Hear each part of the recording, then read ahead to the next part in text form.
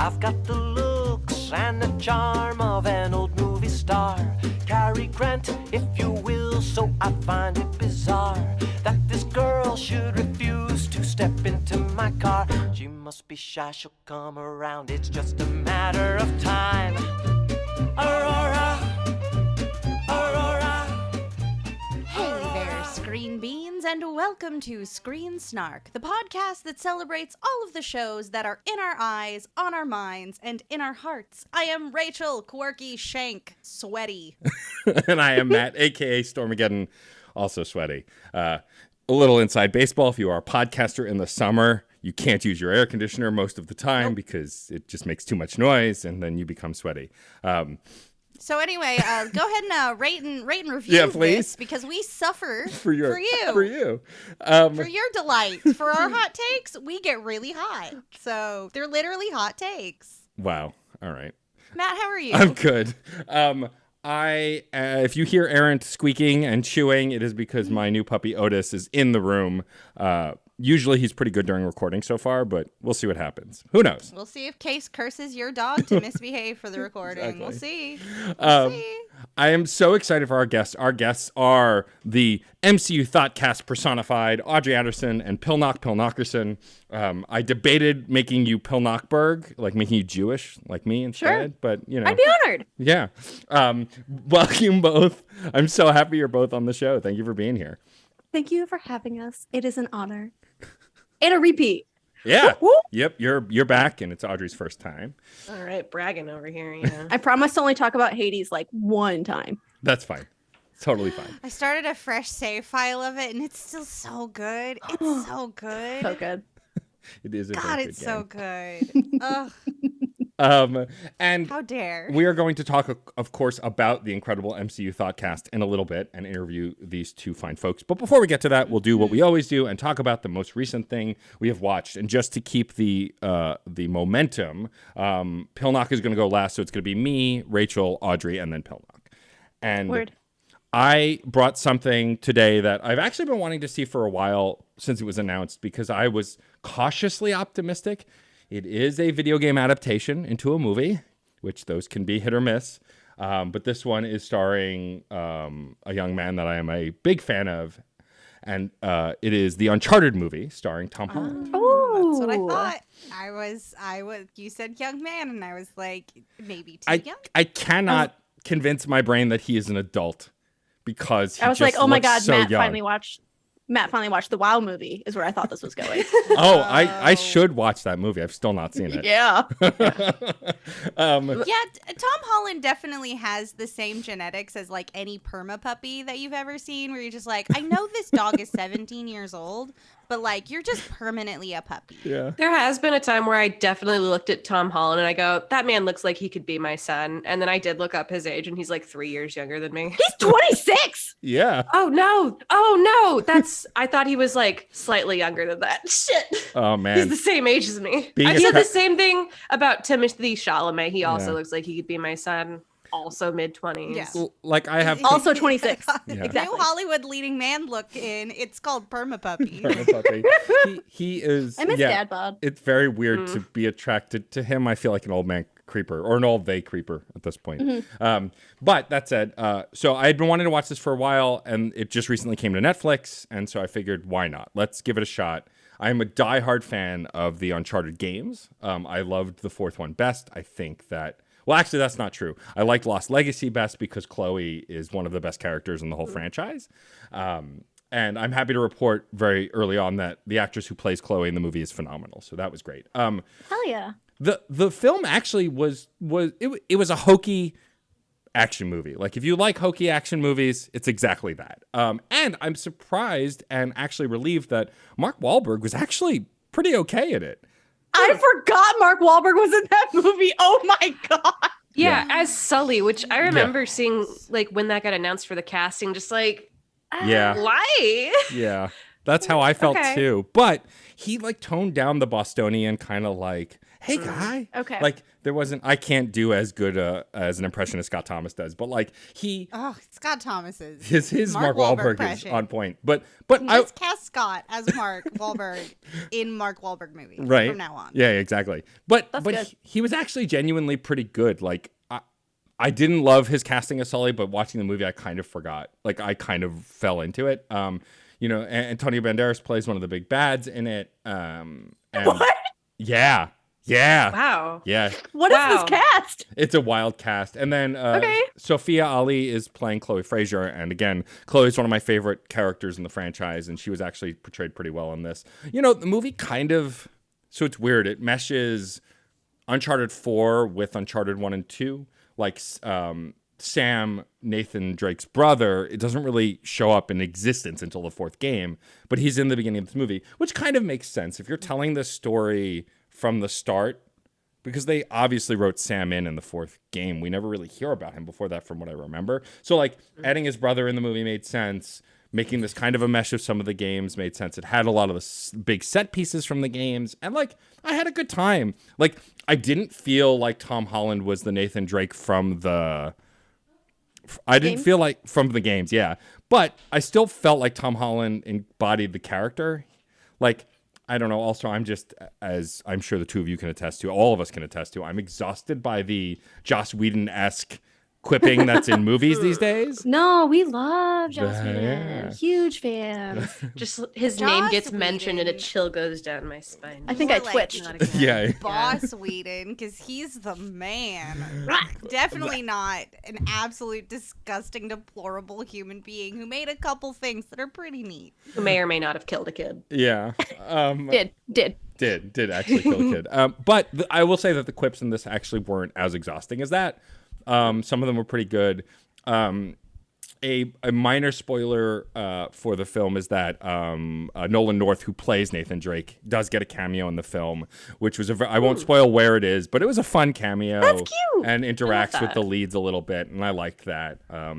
I feel like, and a friend of the show, Kenneth Shepard, actually said this, I believe, on Twitter. Like, if you ignore the games, the film's fine. Like, if you're going into it going, I want a movie version of the games, you'll be disappointed, but also why would you want that, right? Different medium, all that. I think as an adaptation, it's fine. I think that if we get another one, I'd be excited to see it in theaters. And I was never bored. Like, I never had the phone effect, which is like, I know both of you talk about this on the MCU Thoughtcast a bit. Like, I didn't reach for my phone while watching it at any point. Oh, yeah. which is, to me, a good sign, even if it's not the best film Yeah. ever. If I don't reach for my phone, I'm like, all right, then I guess I think it's okay. If So, a film can beat my ADHD, pretty good film. yeah, pretty much. So yeah, so it was fun. I think that if you were waiting to watch it, because you weren't sure how it was going to be, I think it's worth it. I think if you're looking for big dumb fun, it's one of those. Like, if you like Okay. the Thor movies, if you like, some of the big dumb fun Marvel movies, if you like, I'd put it like, it's not as good as a John Wick kind of movie, but it's like the same kind of, like, you could turn your brain off and just enjoy the thing. Cool. And so, like, I think it's worth a watch if you've been waiting on it, especially Are there now that it's any- on Netflix. Are there any explosions that people walk away from slow mo?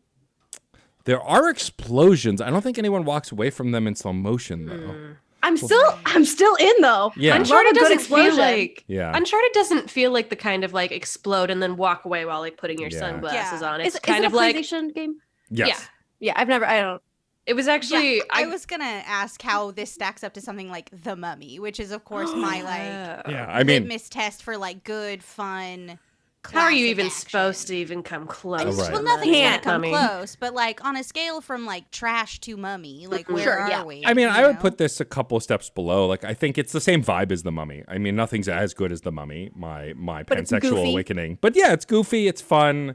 And like the most of the cast is really doing a pretty good job with some cheesy writing. And it looks good. Like, it's shot really well, and there's a set piece in the game where Nathan falls out of the back of a plane and is like hanging on for dear life. They do that. They put that set piece in the movie, and And it's kind of clever. It's one of those you start at towards the end of the movie and then it wraps back around like this is how it all started, and then you go. And Excellent. It was entertaining. I think that if you're looking to be entertained, you could do worse than the Uncharted movie. I mean, I love a dumb action movie, and I love Tom Holland's cute little baby face. Yeah. I think it's gonna be a win-win for me. Yeah, the first time, like, because he's like, we've seen in photos and stuff, he's jacked as Spider-Man, but not quite the same way, because he's meant to be playing a young child. In this, like, he's meant to be playing a 30-something, I think, or at least a late 20-something, and, like, he's, like, really ripped in this, and when he took his shirt off, I was like, I feel uncomfortable here. Like, That's a baby. like, that's a Yeah. baby. This isn't okay. That's sweet. I've transcended my relationship with the character of Spider-Man from compatriot to aunt, so it feels Yeah. weird. Yeah. You know, I just, remember, watching the like Tugboat McGuire ones. I was like, this is a me.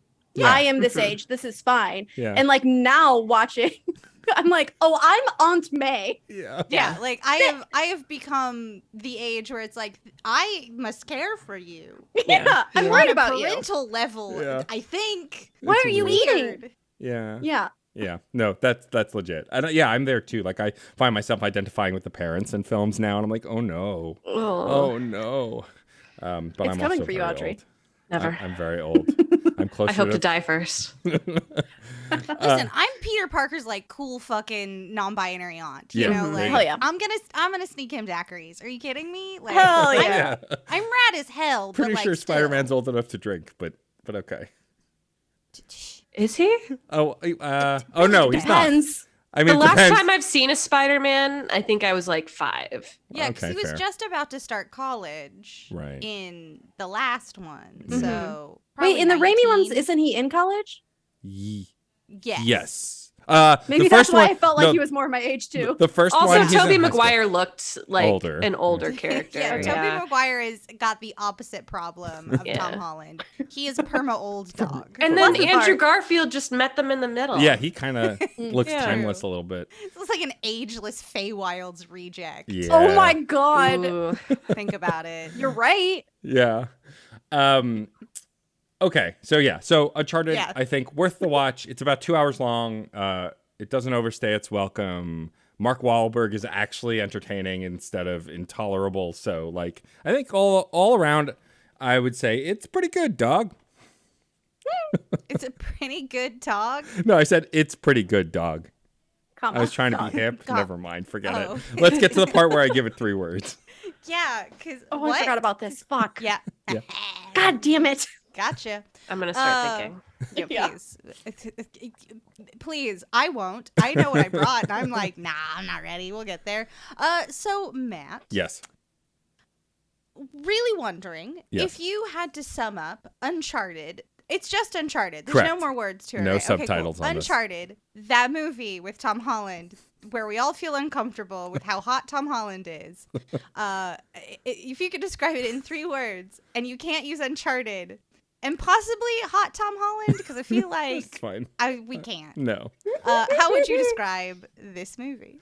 I would describe it as funny action fan service. Funny 'Cause action fan service. Fan service, one word, Matt. Yeah. Is that not? Yeah. There's I have no idea. a hyphen in it. I Who's the think. linguist here, Pilnok? I'll allow it. I'm the linguist here. Yeah, you. Yeah, I was like, you're asking me. I'm a thembo. I'll I allow don't it. I know don't this believe shit. It's Yeah. not my job. I don't believe in rules anyway. That's Fuck true. it. Fuck it. Yeah. 7 words. The 3-word rule is just to make it difficult on ourselves, Mostly, not to yes. prove that we are the most adept at understanding human Solving word language. puzzles. Sure. And the vibe is there, I'd say. Yeah. You know, loose like D&D, like we're going RP. Perfect. House Yeah. rules. Yeah. Light, House rules. You Exactly. know, Yeah. we break the rules all the time. I gotcha. Love it so much. All right. Well, Yes. Rachel, Oh God. it is your turn. What is the most Uh-huh. recent thing that you have watched? Oh, well, I've been watching many things. Mhm. Been watching a ton of stuff. Mostly just getting all that. Oh, no. Mm-mm. A war is happening between a dog and a cat down the hallway. Oh, no. My partner's handling it. Okay. Don't worry. Well, I've been watching a lot of stuff on HBO Max, generally out of the fear Right, that's just going to vanish tomorrow. that it's going to vanish. But nothing that I've watched over there is completed. I've also been slowly drip feeding myself The Sandman. Same. Because I feel like I'm Yeah. at the point where the binge model, if I really want to engage with something, does not work for me. Same. And I really want to key in. So I watch one episode a day if I watch an episode, and I'm only watching 2 episodes a week. So I'm only on episode 4 of The Sandman, and I highly recommend watching it that way. Totally cool. But I have completed every single currently aired episode of the show that I do not shut up about on this podcast. I'm talking about Outlander. I finished season 6 of that. I'm so happy to find another one of us perverts in the fucking wild, dude. Love it. I love it. Not good, but it is good. But it's great. You know? It's terrible great. Yeah. It's funny to watch grown adults act like horny teenagers. It delights In the hell out of 1700s me. Scotland. Yeah, in pre-revolutionary America, Claire's making penicillin and fucking ether, Okay. and that she just cannot. She keep just it- makes penicillin. Yeah. She just Yeah, discovers penicillin. She just puts a bunch of bread around and is like, Like I'll find 150 it. years too early. She just, penicillin. Yeah, she's like, I don't care. I want to be able to poke people with this medicine. I I'm get a it. doctor. Yeah, I love it. I love them so much. Frankly, the They're more so- absurd it gets, the more I like it. Yeah, for sure. It's one of those weird pieces where I just want them to be happy for 30 seconds. Just one fan service episode, please. Never happens. I would love it to just be hi, this season, Claire's not going to jail for witchcraft. What? Jamie's is this not show? getting Yeah, viciously please. mauled by Yeah. something I'm living. so lost. I just have to Not say gonna be that kidnapped and assaulted again for Again. a 17th time. Yeah. It's fine. They It's go to the fine. beach this episode. They have a beach episode, and it's not one where someone's shooting arrows at them or they've been shipwrecked. the look of fear and confusion on Audrey's face is my favorite part. Rachel, can you give a synopsis of Yeah, sorry, Outlander? yeah, we got Are a you little lost sure? there. Because sometimes just saying things that happen on Outlander is the best way to describe Outlander. This just Yeah. sounds like medieval Riverdale to me, or Well, whatever. no, you're All not right, wrong. you're not You're completely Revolutionary Not off. Riverdale. I don't know. Yeah. So I have brought this show on before, but I was at the first season. So stuff has changed. Dynamics have shifted. Characters have died. There was a 20-year time skip between season 2 and season 3. Like you do, it's fine. Who cares? Fire Emblem can do it. Let Outlander do it. I don't care. They just put a gray streak in Claire Fraser's hair, and we're like, that's good. Just adding more gray hairs to the wig each season. Just one. It's there you go. Now you're 45. Congratulations. Congratulations. You graduated. You started as a 20-something, but don't worry. In 2 years, you're going to be a 50-something. Good stuff. We love it. So the premise of Outlander, for those who were not present the last time I brought this in for Audrey, is it follows our protagonist, Claire Rantle, who is a 1945 World War II field nurse. The war is just ended. She's on a second honeymoon with her husband, who she didn't see for many, many years. And they go up to the Highlands of Scotland, to Inverness. And she falls through the dune there, Craignadoon, 200 years into the past. Stonehenge, to- Audrey. Yeah, like a little Stonehenge, and is suddenly in Jacobite Scotland. And she meets and falls in love with a Highlander by the name of Jamie Fraser. And everything that happens from the moment they're truly in love is, how do we Hell. defy all of the odds? Everyone's fucking against us, Mhm. but we gotta stay together, and we gotta have hot sex Yeah. for all time. It's Yeah. I'm in. great. And then nope, that's spoilers. I won't do that one. Yeah, no. But- And there's a really great little bit of interesting connection of Claire's past life, the future life, which is her past life, because then she's like living all the time in the past, which is her future. It's time. Yeah. Fuck it. It's a lake. It doesn't matter. But one of her future husband, Frank's ancestors, is Present also tense. kicking it around Yeah. in Jacobite Scotland, and is played by the same actor, Tobias Menzies. And you gotta watch the show for Tobias Who's Prince Menzies. Philip in The Crown? He's so good at both Frank He's and Black Jack incredible. Randall. He's Like, so it's- soft as Frank. He's so soft and sweet. yeah. And he's such a fuck as Randall. Yeah, it's great. It's very, very good. If you liked, I guess if you liked Game of Thrones, but also like based in more history stuff, like go for this. It has relatively accurate historical information. Oh, is It's there a not lot of all- poop? No. It's I not. just assume. I mean, it starts with the Jacobite Revolution, which is the Catholics trying to regain the Scottish throne. Yeah. So like it starts with that, and it starts with like actual scuffles that happened and actual battles and like and she's from the future and she's like, Ooh, yeah. Jacobites, Hey. I got My future husband is a historian, and also like Scotland, Culloden does not go well for you. It does not go well for you. Yeah, fuck them Protestants, am I right, y'all? Yeah, but by season 6, our star-crossed by time lovers are now the sort of like patriarchs of a homestead in North Carolina. It's madness. It's so fucking wild. It's so nuts. My major complaint about the piece is I'm gonna have the same one. they rely a lot on sexual assault in order to build stakes or have our characters like deal with something. Mhm. It's not good, but they also really do deal with these things over a long time. Like something that really terrible that happens in like one season carries over into the next season, and we talk about it a lot and we work through it. And so like I'm at a point in season 6 where something really, really bad happened to Claire. I'm just going to let you know because like Claire gets away from a lot of very dangerous situations, and then something happens in the later seasons and you're like, you didn't not finally, but like it was your turn. Time for you. And it's really, really brutal.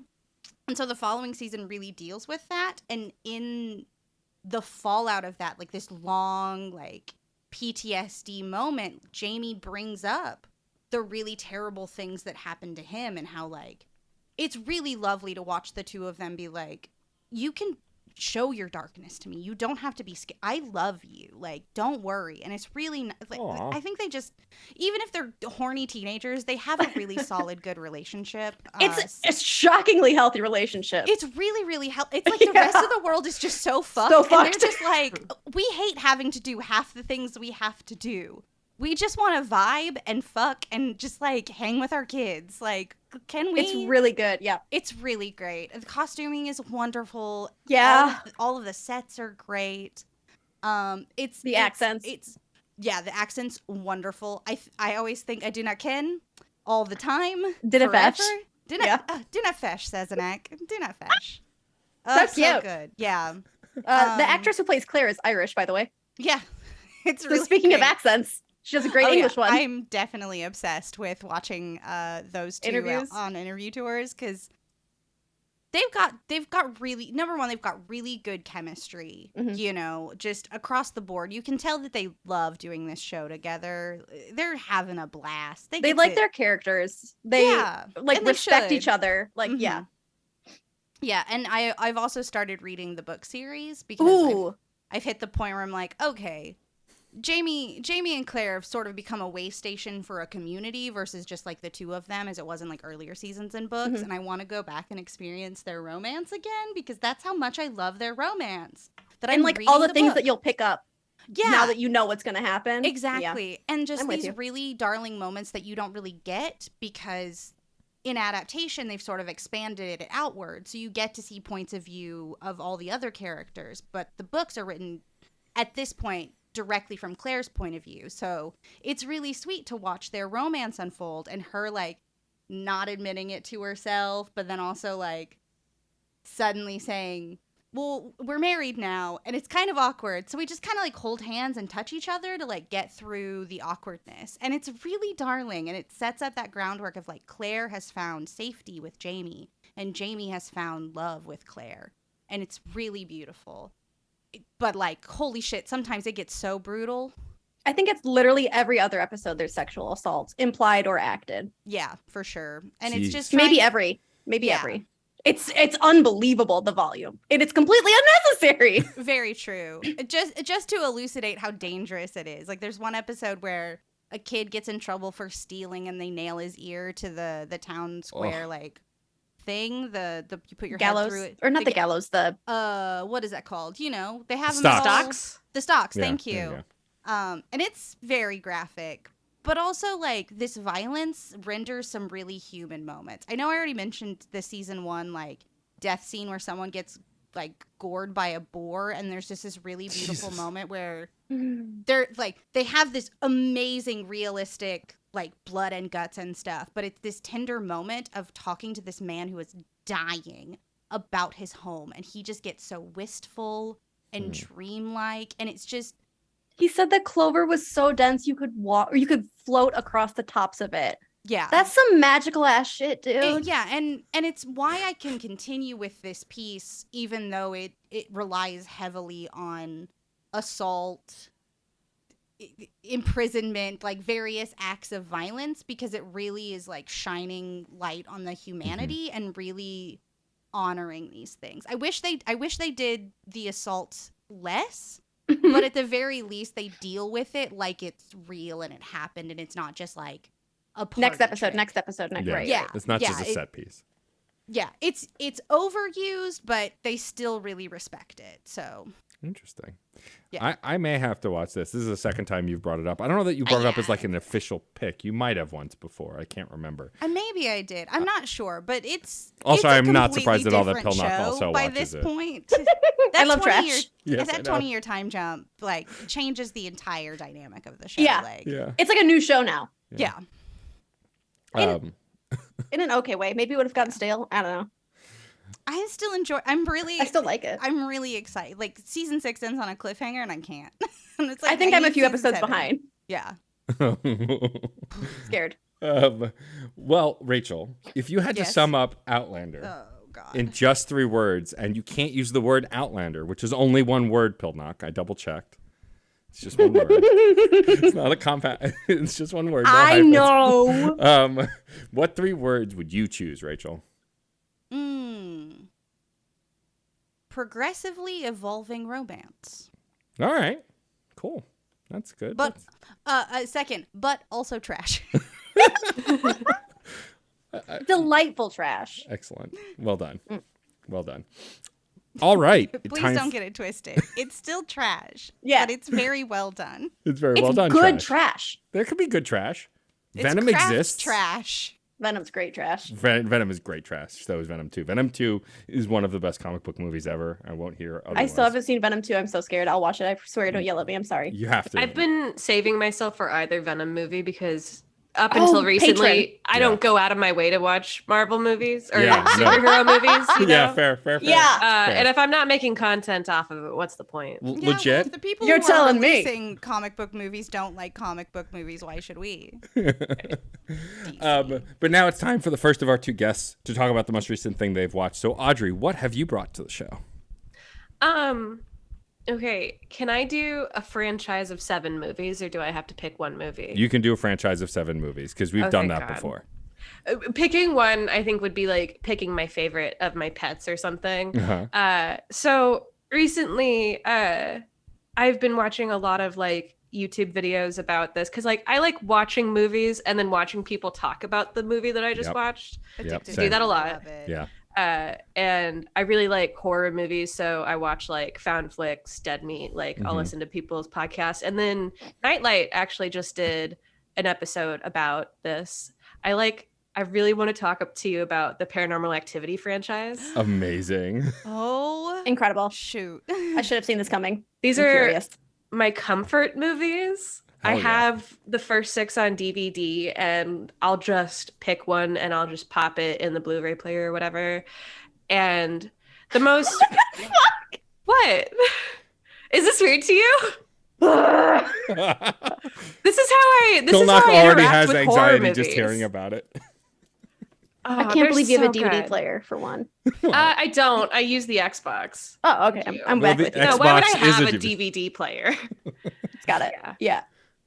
No, I don't think I've used a DVD player in many years. That's why you buy a home video game console. Yeah. To play Yeah. your DVDs. You tell your parents that you want to buy it because it's also a Blu-ray player, so they should also help you buy it. Like one Yeah. of those things. Yeah, Hey, of course. fuck the Wii for that, by the way. Yeah. Oh yeah, Yeah. absolutely. And the Wii U. Like, what were Yep. we doing, God guys? damn it. Why were GameCube the with their discs tiny rounded discs. like that? Yeah. GameCube's like, we're gonna have discs. Yes, and they're gonna be tiny. No. Gotcha. They could save half as much on there. So there's like a golf game that requires 2 discs on the GameCube. Oh, or yeah. some shit like that. What the Uh-huh. fuck? I'm still deeply angry that the Switch hasn't dropped more streaming services as apps. Like, Yeah, I it's know. been It's 10 only years to Hulu. get it together. It's Hulu? only Yeah. Hulu and YouTube. That's it. Yep. Why? Why can't like Netflix is on the 3DS? Yeah. HBO Max is dying. I think. Oh, did you maybe not know should that, seize Pilnok? it. Yeah. Yeah, So fucking funny. Yeah. I remember being on like a family road trip with my 3DS, just like I'm gonna watch Buffy. Yeah. That's real. Yeah.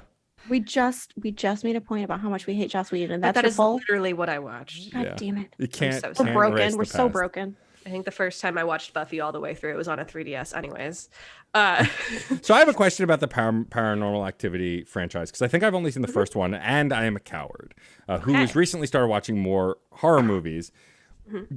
Are they the kind of horror that is just bone-chillingly scary, or do they just get goofier and more ridiculous? so there's 7 movies. Uh-huh. So it's like the first 3 and then the marked ones, I would say, are going to be your scariest ones. The other ones are, I mean, they're horror movies, but there's also like a certain degree of like, this is bad. Yeah. So if that kind of like takes you out and helps you kind of deal with the scarier stuff, I would say that those ones would be really good for that. But the first 3 are like genuinely terrifying the first time that you watch them. I find found footage movies so scary. Same. One of my favorite horror movies of all time is the original Blair Witch Project. Yeah. That shit's terrifying. Yep. And the way that it was marketed was really cool, where it's like people at the time didn't know if it was real or not. And then the first Paranormal Activity movie, they kind of did funky stuff with the release of the first movie too, where it was like you had to request it to be brought to movie theaters and stuff like that. It got released very selectively. And then it's just like it's such a good movie. They worked with such a small budget, especially in the first one, where it was just like actual like camcorders. And then once it got picked up by a studio, I think they did more work on it. But like the original budget was like 15 grand, Wow. Holy something hell. like that. So Eat shit, Marvel. yeah, because like they didn't use CGI until like I want to say the 4th one. They started using some like more digital effects on it, and that's where you kind of lose me, to be honest. Like the staple of like the first 3 or 4 movies that you never actually see the monster. Mhm. Okay, And I was then- gonna ask. Yeah, so the 6th movie, the Ghost Dimension, you not only see the monster, but you like, yeah. So I'm it sorry. goes- I'm sorry. Is it called the ghost? The movie is Ghost called Dimension? The Ghost Yes. Dimension. So it's Paranormal Activity 1, 2, 3, 4. There's a spin-off like side series called The Marked Ones, which takes place in it's either Southern California or Mexico. And it's completely different characters. That movie fucking rips. And then there's the Ghost Dimension, and then there's Next of Kin, which is Okay. the one that most recently came out, like exclusive to Paramount Plus. Okay. Stupid. Wild. Stupid. Like the The reason Paranormal why, family of movies. yeah. Oh god, I wish they would do more of a family of movies thing. But like the most recent one, I got back into thinking about these recently because there was an interview with Jason Blum of Blumhouse. Mm-hmm. And he's the producer on all of these movies because they're Blumhouse movies. And he really threw the most recent one under the bus, like saying in interviews, like, "Oh yeah, that movie kind of sucked." Oh It's man. like, dude, you produced this shit. Like, what are you doing? Yeah. Yeah. Like It's one of the costume trendy. designers like tweeted about it and she's like, we worked really hard on this movie. Like that sucks. And I'm just like, Oh, Yeah. I will advocate for these movies if you don't fucking do it. Yeah. hell yeah. Audrey's now the director of all the paranormal movies. Eat shit. We're Yeah. going back to our roots. We're going back to VHS tapes, baby. Hell yeah, let's we're go. going back On. to fishing wire Mhm. Yeah. and Hell yeah. grainy footage. And if I could Let's have go. it my way too, like if you want to do like a modern paranormal activity, do it like Unfriended or Host, where it's like on Twitch or some shit. Yeah. Ooh, Oh, that'd be. like- I wouldn't sleep for a Found week. footage on a computer, because like you think about found footage and like how that would theoretically have to evolve from the first one in like 2007, where it's like big massive camcorders, like grainy security cam footage. It's like we've got 4K like security cameras now. Like Yeah. Mhm. let's do something wacky. I don't know. Clearly, webcams aren't all that. They're still kind of grainy. Yeah. So I that's was a like, great are you idea. calling me out specifically right now for my Webcam webcam looks like feed? shit. Yeah. It Yeah. is Wow, shit. rude. I've been using the same webcam since high school. Yeah, but that wasn't that long ago for you.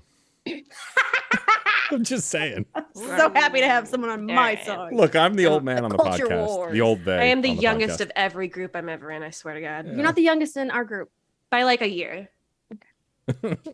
Anyway, is it the same like villain in all of them? Like, is it just ghosts So generally? Just it's not ghosts. it's not like different ghosts, so it's demons. And Oh, it's you kind of see in the first couple ones, like they don't expect to make a whole franchise out of this, so they kind of establish lore through each one. But basically So there there like three is- different demons with each of those three, or is it? I think it's only been 2 demons so far, but what Okay. it is like, first of all, most of these movies have like female main characters, and it's actually like a very like woman-centric movie. nice. The bad guys are kind of like, the main characters in these movies are descendants of the midwives coven, which women in this coven make deals with demons for like wealth and prosperity, and in exchange they're like, the first son in our bloodline will belong to you. So the very first right. movie, the main Normal. character is Katie, and it's one of those things too where it's like these are woman-centric movies, and a lot of the times they have to convince the men in their lives that this is actually happening. It's like it's the Patrick Wilson in Insidious. Insidious, where it's like you have to convince these men that the things that are happening in front of their eyes are like a big deal actually. But these women are like the descendants of the midwives coven, and there are 2 sisters, and one of the sisters eventually does have a son. And so that's kind of like why the events kind of like get set into motion. Like the demons are coming after this son, but it's one main demon named Toby. I'm sorry. Just for Excuse me. Shut the fuck up! No, that's not his yes, name. it really is. It really is. I've made it rules. through. Is it 2 short of for these something? movies. So the way that Toby gets introduced, like as a I can't character take you name, seriously. I know. So the first movie, main character is Katie, and she lives with her boyfriend Mika. Second movie, it's her sister Kirsty, and she lives with her husband, her stepdaughter, and she just had a son. And then the third movie, it's the 2 of them, but back in the 80s when they were kids. And one of the little girls has an imaginary friend named Toby, who turns out to be the demon. But it's done in such a cool, scary way where it's like the whole time this girl is like talking to her imaginary friend, and like she's like, yeah, it's Toby. Toby doesn't want you to sit there. Toby wants to get married. Like it's all this like creepy shit, but it's like kids' imaginary friends. Like, ugh. And then yeah, I love it's Toby is the bad guy, and then Next of Kin, which just came out, it is a different demon. And Okay, it it's- doesn't tie back in the same way. But it's literally Toby the entire time until Next of Kin. And Yeah, Next of Kin is and- the most recent. Yes. And in the Ghost Dimension, Toby up until this Toby point in has the been Ghost like, Dimension. it's so good.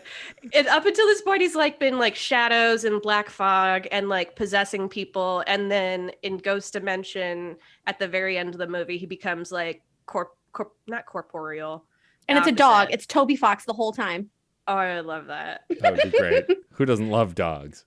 Or Tobias Funke, maybe? I can't think of a single other Toby Toby. Maguire? Oh my God! Come on, yeah. His name is Tugboat. So if That's you true. play the genocide run of Undertale, you're in the genocide coven, and the first son of your line gets taken You by get it. Toby Fox. There you This go. is it. Exactly. Fed Yeah. to Wow. the cat creature in the shop. What is that cat's name?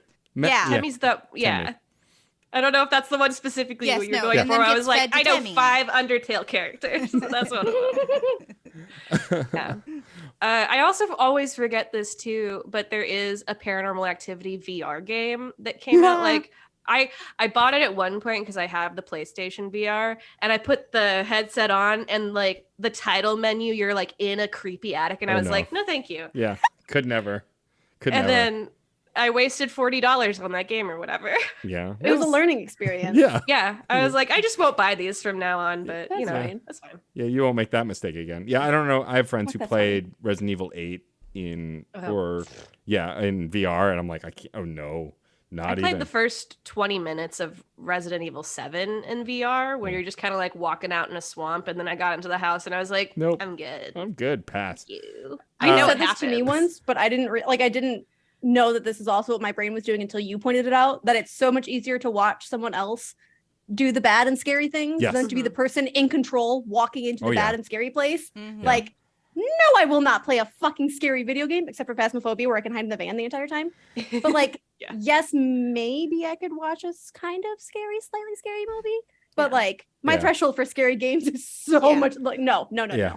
No joke. I was playing a game that is not inherently a scary game, and the haptics went off in my controller, and Yep. I jump scared myself. Yeah, constantly. Like, no, I'm not going to this creepy basement where this corpse is. No way. I'm No, thank you. out. Pass. Find someone else. I don't like scary games until I played the first 2 Dead Space games on stream, and that was fun for me because I was scared with other people. And Yeah. so I revisited it recently with the Resident Evil 2 remake, which I haven't gone back to yet because I haven't had time, but I streamed like the first couple hours of that, which was horrifying. And I like, I clipped, there's this jump scare, literally a corpse just falls out of a locker, and it scared me because I didn't expect it to happen. Can you see chat when you're in VR? I don't know. I don't think so. I'm doing I this. think you're These were probably non-VR just in there by games. yourself. Yeah. Yeah, because like when you're streaming it and it's not VR and like chat laughs when you Yeah. have a jump, it like diffuses it immediately and like Immediately, yeah. everything's fine again. Yeah. But if I'm in VR and I can't see chat like laughing at me for being a big dumb baby, that's gonna snowball into a panic attack so fucking So fast. fast. Yeah. Well, It was like, take the headset off. Like, is someone laughing? Hello? Hello? Hello? Am I alone? Hello? You guys there? Hello? I will say that diffusion of tension is a really Mhm. great way to engage with these. As Okay. I watched the first one on home release with my mom, and I didn't think it was very scary at all. We were Okay. mostly just kind of like wrapped up in like the silly novelty of this like found footage thing. And then I saw the second one in theaters, and it ruined me deeply. Because like you don't talk in the theater. I'm surrounded by other people that are also just fucking scared, and I hit a point where I was like, I have to leave this theater. I didn't walk out, and it's one of the proudest I've ever been, but I was really close So to it. brave. But So you brave. know, thank you. Yeah. I am a champion. It is true. Braver than the troops. I am. Braver I than the actually, yeah. Actually are. yeah, actually. Yeah. Yeah. Yeah, because I didn't enlist. But so brave. But it's really cool to watch the way the effects work out. You know, Yeah. like this ingenuity of a film crew and the way they escalate it. At least from the first movie to the second movie, of just like they got more of a budget and they went, we're not gonna waste this. We're really gonna give you a true sequel where you take the Yes. premise and you push it further. The moments in these two pieces are super memorable, and I love good moments in movies. And if you want to get those moments and not feel like you're dying, watch it with a friend and like have like yourself Mock a little it. riff traps moment. You Yeah. know, like talk about it, help diffuse that tension because they're really worth watching. Yes. You really understand why the found footage renaissance started really hard with them because it was Yes. they're very evocative films. Yeah. Without these movies, you wouldn't have like VHS. You wouldn't have Host, which came out, you know, in 2020 and was like massive. And yeah, they're very jump scare heavy. So going in with a person, like another person to watch it with, and have somebody to like I can tell like we're gearing up for something like that. And all of the jump scares, like for the most part, they're very well earned in like the earlier movies too, where it's like in the second one, there's a scene where it's just quiet and Kirsty is like sitting in her kitchen and all of the kitchen cabinets blow open. Nope. No. Like I'm I good. live for Pass. that. If you're gonna Excuse jump me, scare Jordan me, Peele's Nope. oh yeah, oh that movie's so good. My I house considered is so bringing old, that the to cabinets talk would just about. break. Mm. Yeah. And then in the third movie, they introduce, so it's the 80s, so they have to get a little bit more creative with how this stuff would work. They don't have like a bunch of cameras, a bunch of security cameras, Okay. and there's these houses are always like immaculate and like Southern California houses. And there's a really long like area in the third movie where it's like the staircase and living room like stretched to the kitchen and dining room. And what Okay. they did was the character in the movie, Dennis, who gets really into this, who's like, I'm gonna figure out what this is. He takes apart an oscillating fan and he mounts the camera onto the oscillating fan, so you get these like sweeping shots going back and Clever forth. boy. And then things will be happening and then it pans away from it and then it comes back and it's not there anymore. It's just That's love it so clever. much. Yeah, that's smart. And then in the I fourth appreciate movie, that. you get the Xbox Connect motion dots. Oh no, thank Hell yeah. you. That's which is brilliant. so funny. Isn't That's that the Hell yeah. one where you like they meet the cult? Because I did a Wikipedia Yes. dive of things, and they like meet a cult in that one. At the very end of that movie, the blonde chick from Detective Pikachu, whose name I forget, you know, Everybody I mean, I pays do. one I check love for that Detective movie, so I do. Pikachu. she's also in Freaky. She's great. She's the main character Rita in that Ora? movie. No, the blonde Catherine one. Newton. Yes, Yes. Catherine Rita Newton. Ora is blonde. Thank you. Oh, is she? My bad. Well, enough. Consistently? Okay. Yeah. Whatever. I'm breaking up with you. That sucked. That's not gonna So happen. mean. 12 times this week. I've lost my train of thought. But no, so at the very like end of the movie when everything's crazy, the camera kind of like pans over and it's just all of these scary like older ladies like coming at the camera, and that's the coven. No, old people are so scary. I'm Oh, out. it was so Yeah. it's so good. Hey, I don't know if rude. old Them are people or demony. kids are creepier to me, but neither. Just like neither a end of the bunch of spectrum. like middle-aged women like slowly walking at Oh, you. middle-aged women? No, they are much scarier. I'm Yes. fucking out. Yeah. Just a No bunch of thanks. like Karens and Sharons. In Nope. a pack, dude? No No. way. Like a cult Let of me out. Karens. Cult of Karens, No, baby. run. You Sacrificing just their run. firstborns. We love it. I'll take my chances with Toby Toby. versus a gaggle cracks of me up Karens. It cracks me up too because like I had a cat, a black cat named Toby Yeah. for a really long time. He was not named after that, but like for a while there, I was like, I could just tell people he was. Yeah, that's true. You could. He was named after McGuire, though, right? He was named because my mom looked at him and said, "That looks like a Toby," and then I told McGuire. everybody it was after Toby from Naruto. Nice. There's a Toby in Naruto? Oh, there's a lot of people in Yeah, Naruto, dude. they are. Yeah. This is like when I found out the protagonist of the Star Wars games is just named Kyle. Oh shit, really? It's Yeah. so fucked That's up, dude. Horrible. Kyle. Well, Audrey, that was awesome. Wait, I have a question. Are there any exorcisms in those series? No, actually. Any Catholicism at all?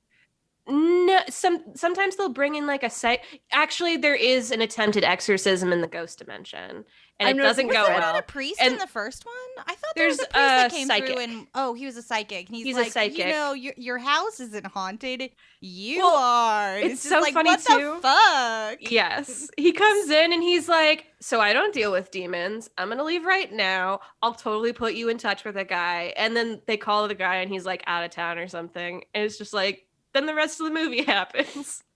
So That's he amazing. comes in to be like foreboding and be like, "Yeah, I feel something here and I don't like it." And then he just fucks out of there, I which mean, I honestly would is a too. smart move. Yeah. Yeah. That makes sense. Audrey, this is awesome. What I was saying before Pilnok interrupted was that Wow, just was that just it actually the makes me adversary curious. nature of this episode. It does make me curious to check out the franchise, but I'm curious if you had to sum up the entire franchise of Paranormal God. Activity, without using the word paranormal or activity, Or ghost dimension, apparently. or ghost dimension. Can't use ghost, please, you can't. You can say Toby 3 times. What 3 words would you use to describe this franchise? Scary found fun. Yeah, all right, like it. Okay. Well said. All right. All right, well, last but not least, Pilnok, returning to the Screen Snark family. Mm-hmm. What did you bring today, and why is it Bridgerton? No, I'm kidding. Thank you so much for asking. I'm here today to bring you the greatest sequel released in 2004. The Princess Diaries 2 Royal Engagement. Hell yeah, you put on that crown and I was like, we're going Princess Diaries, aren't we? Let's fucking go. We're gonna hang out with Mia Mopolis. Let's go. Amelia Antoinette, baby. Oh boy. Whoop, whoop, whoop, whoop. This movie is not good. No. It's not even so bad that it's good. It's actually just bad. And that's a wild thing for me to say. I know, considering the things you've admitted to watching over the years. Oh, I love trash. I said that already 6 times in this podcast. Yeah. This movie is so bad. I don't know what everyone involved was thinking. And you know what the most fucking infuriating part of this entire movie was? There's a Stan Lee cameo. Is it really? I didn't know that when I sat down to watch it. And I was like, motherfucker. This motherfucker's following me around. I was Can't like, get enough of being in his own shit. exhausting. But I was like, hey, it's the anniversary of Princess Diaries 2, the day that I watched it. I need a break from all these fucking superhero movies. Mhm. How delightful. And I sat down and I watched it. And then I saw that goddamn man walking by and having some kind of, stiff but comical exchange with someone. And I was like, son of a bitch, Stan. Fuck. Just can't escape him. I also want to say originally I had watched The Disaster Artist and then wanted to watch The Room immediately after. So that would have been my movie until I was like, oh, it's the anniversary? Well, I got to watch it. I have to watch it then. Had you seen it before you watched it on the anniversary? I think so because they at one point ride their mattresses down a giant slide. I was gonna say, and the I remember Princess that slumber scene. party is great. The slumber party is unparalleled. So I think that maybe I did see it, but mostly it was new to me. Okay. It wouldn't have mattered. As soon as I tell you every character in it, you're going to know what the plot is. So I'm just gonna do that. Please I do. saw this when it came out because I loved the first Princess Diaries. Me too. And this movie is deeply forgettable. Isn't Chris Pine in it? Chris Pine is the love interest, is the male protagonist. Chris What? Pine, baby Chris This Pine. movie is produced by Whitney Houston. Excuse me? It is written by Shonda Rhimes. And it is produced by Gary Marshall, who did the first one and also, Pretty Woman. Yeah, okay. Which is what I'm saying when I say things like, how was this movie so bad? Yeah. There were so many brilliant people involved. It's so bad. Okay, so you've got Princess Mia Thermopolis on her 21st birthday is wearing a very Pretty Woman inspired red strapless gown to her birthday party. It's 21st. Everyone's like, oh, on the 21st birthday, she has to get married or she can't be queen because you can't have an unmarried queen. Okay, sure. Maybe should have brought this Whatever. up when she was a teen and you asked her to move to a whole new country. Maybe. Yeah, interesting, Should have wild. thought about it. I don't know. It's also 5 years after the first movie. So any time in that 5 years you could have brought this up. It didn't get brought up the whole time. No, not until her birthday party. Which Did is she the beginning of the also? movie. She's like, I'm gonna rule this country, but I'm not gonna learn anything about its customs. Yes. And she also didn't learn this for herself. That is correct. Well, to be fair, the queen's also surprised by it when it comes up. How the fuck did the queen not know? I don't know. Also, she's in charge. Yeah. she was married. She's widowed. But can't she just make the rule different? Yeah. Okay. Is Remember when that I how the told movie you- ends? Yeah, remember when I told you you'd predict how this movie happens? You just did it. Fucking congratulations. Sick. So, Amazing. so Mia goes through a PowerPoint slide of bachelors, and Prince William was on there when he was still handsome and not evil yet that we know of. And everyone's like, he's not eligible. He's set to inherit his own throne. And they're like, oh, we just really like looking at him. That joke is fucking funny now. Ooh.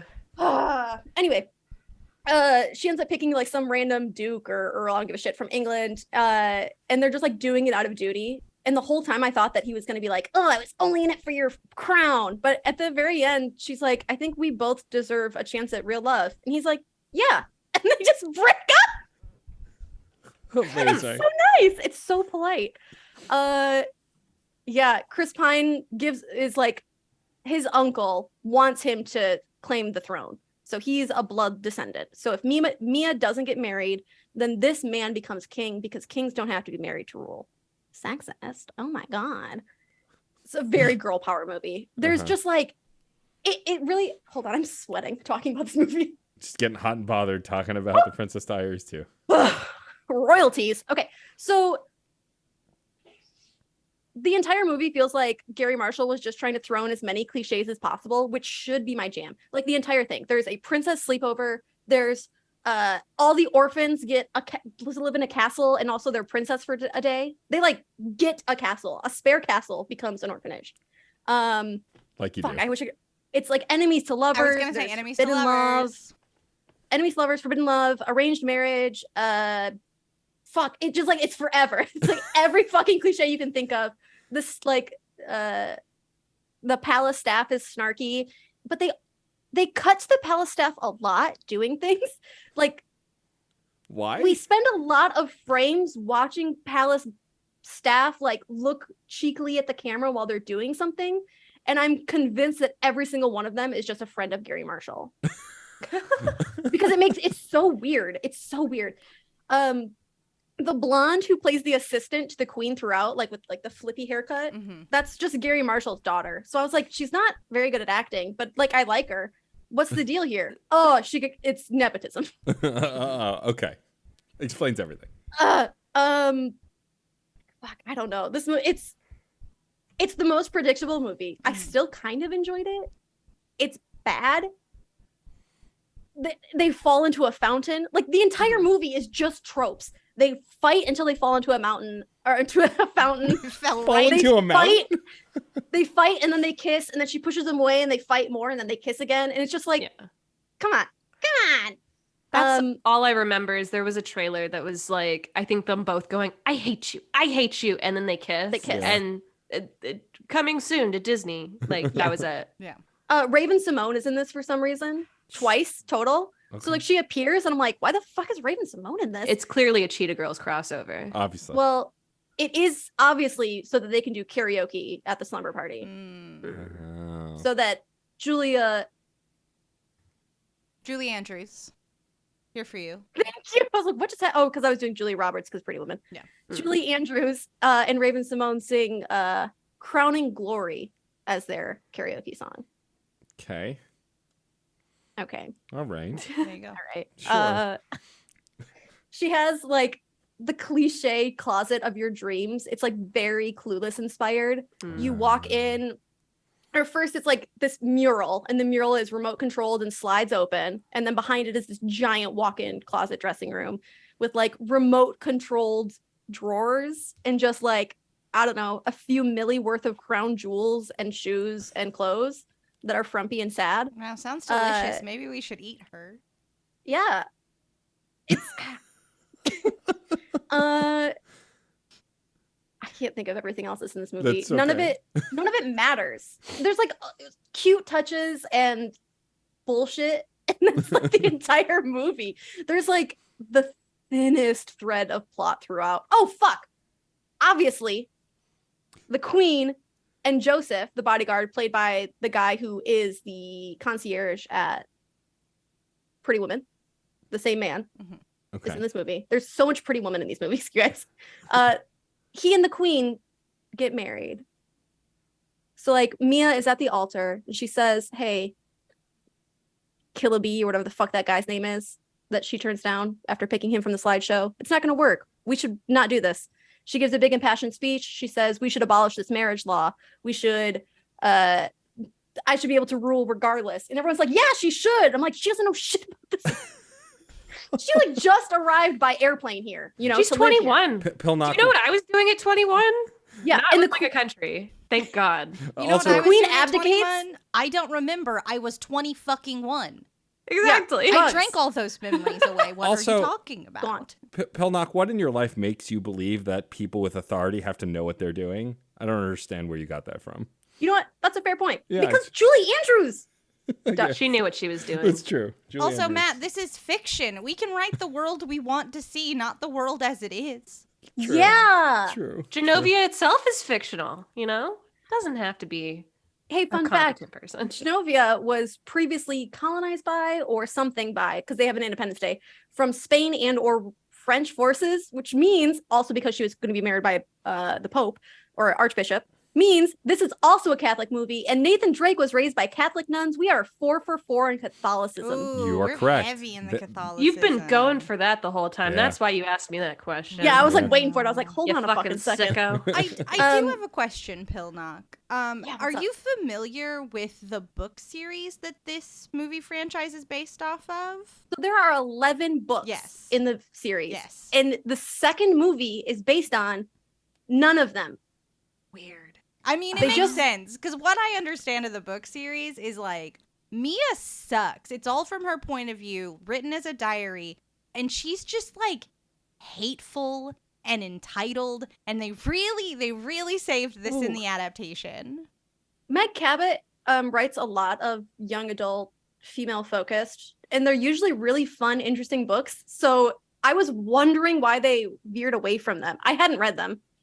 Now I will. Yeah. I love a bitch. I watched a Lost in adaptation on YouTube about it, and they really go into detail on like Okay. how like unappealing this diary is. Damn. Yeah. Like the movies do both, I think, start out with her saying, "Dear Diary, it's me, Mia." hmm Cliche. But yeah, You just can't suck the charisma out of Anne Hathaway. You just can't. Mm-mm. she's No. charming. Nothing you She can is do. very You could charming. try. It won't work. You shave her head, make her cry while she sings. Still fucking matter. charming. Don't Just care. the Couldn't- most charming that movie woman. couldn't ruin her. Les Mis couldn't ruin Anne Hathaway. It ruined everything else. Couldn't touch Sure. Anne Hathaway. Untouchable. Untouchable. Yeah. Like what's also like there's like other weird things that they do with like trying to like tie the two movies together. So like the best friend Lily does show up in the second movie, but her brother, who Mia was really like so wildly in love with, is just like casually mentioned.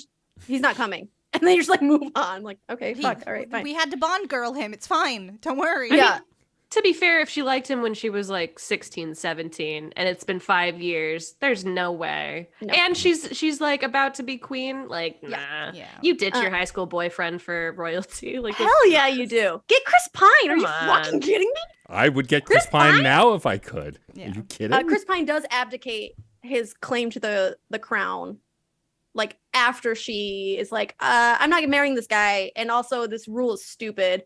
And then the uncle's like, well, there's another heir. It's my nephew. And then he arrives. By the way, he arrives to the wedding on Pennyfarther, the bicycle with the giant wheel. What? That's how Chris Pine arrives to the wedding. I'm into it. Chris Pine Come is the on, best come on. Pine. This is the best. I'm the best Pine. The He's best the best Chris. Chris. He's Yeah. the best Chris. He's the best That's Chris. But he abdicates and Wow. proposes to her later. It's complicated. Maybe just says, maybe like you guys can just date for a little bit. Yeah. Yeah. I don't Maybe know. not, like normal maybe pe- people. Yeah. maybe, People don't have and to maybe get in a married. couple years I right can be away. Wonder Woman's boyfriend. It's fine. Don't worry. I have no Yeah. ego in this. And we're gonna ignore everything that happens in the second Wonder Woman movie because there's some questionable choices. Anyway, He has super puffy like 90s hair, even though this came out in 2004. Like Hell yeah. Oh, speaking of Buffy, remember Glory and Ben? mhm. Remember how big Yes. Ben's hair is? Yeah. Yeah. It's like that. Wow. It's like Steve Harrington. It's like Ugh. Oh, an amount of hair that's absurd, but Steve Harrington uses like gel and stuff that you can see. This is just like quaff. I don't know how he did it. It's magic. Mia's hair, of course, the entire time is perfectly silky smooth Yeah. coif. Yeah. That Oh. woman set a beauty standard I will never live up to. No. Fuck. Never, ever. Queen set a grace and elegance in everything she does standard I'll never live up to. Fuck. Wow, that got depressing really fast. Anyway.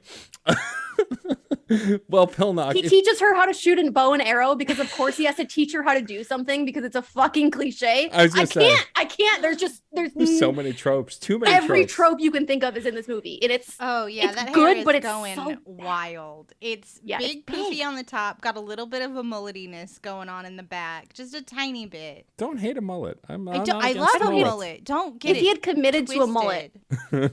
if he had committed to a mullet, I'd be in. I only like mullets on lesbians, I'll be honest with you. Same. That's fair. But also the They're not the for men. I'm with you. Well, Curtis Connor. Oh, sure. Lesbian. Never mind. Lesbian, though. I did lesbian. But sorry, one more thing. The costuming, hair and makeup throughout is incredible. Paolo comes back. The you know who the actor is. I can't think of what his name is, but he's in the first one too. Who gives her the makeover. Yeah. He's the dad in 10 Things. Yep. He comes back and gives her another makeover, and he does a really bad job. Haha, very funny. You look like a moose. But like throughout, the costumes are stunning. She comes out for her coronation gown, and I'm furious because there's so little time spent in that gorgeous hair and dress. Fuck. Okay. I'm probably done now. I don't know. It's okay.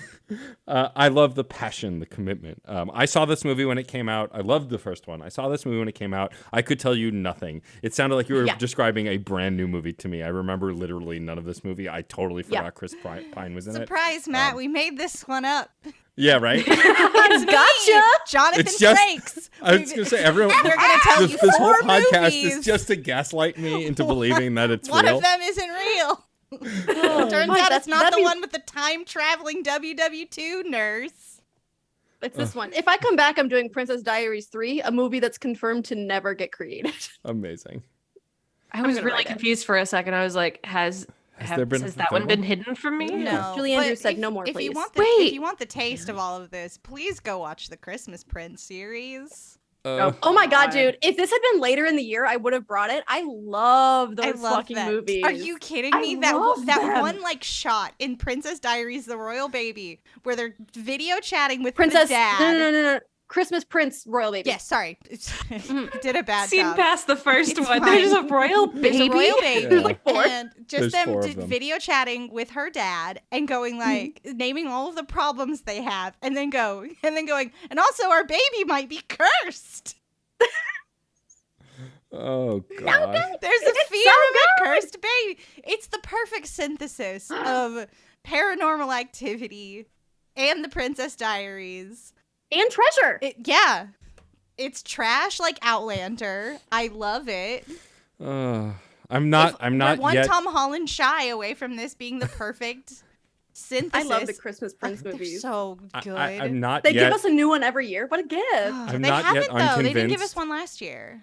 Well, pandemic. Yeah. I'm not unconvinced that Pilnok and Rachel share the same brain because like the tastes I think are this happened almost last time, identical. too. Yeah. Yeah. Oh, it absolutely did. Well, Pilnok, if you had to sum up the Princess Diaries 2 in just 3 words, and you can't use the Princess Diaries or whatever the hell the subtitle was because I forgot, what 3 words would you use to describe this movie? Wholesome.